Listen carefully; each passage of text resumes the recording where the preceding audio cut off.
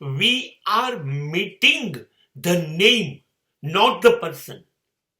We are meeting the post, not the person. We are meeting the religion, not the person.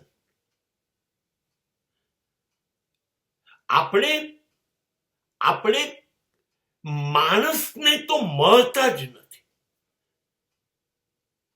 જેની પાસે જઈએ છે એનું નામ છે, નામને મળીએ છે.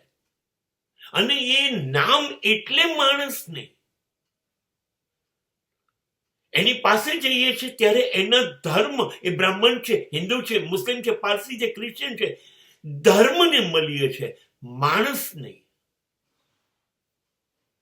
એની જાતિને મળીએ છે, માણસને નહીં.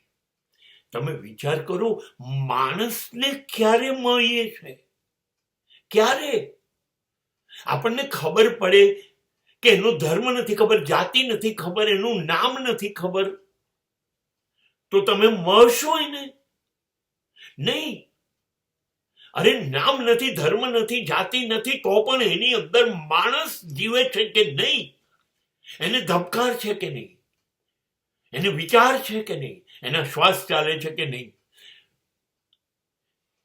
માણસ એટલે એની લાગણીઓ, માણસ એટલે એના વિચાર, માણસ એટલે એના કર્મ, એનું વર્તન.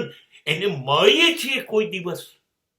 નહીં, ક્યારેય નથી મળતા.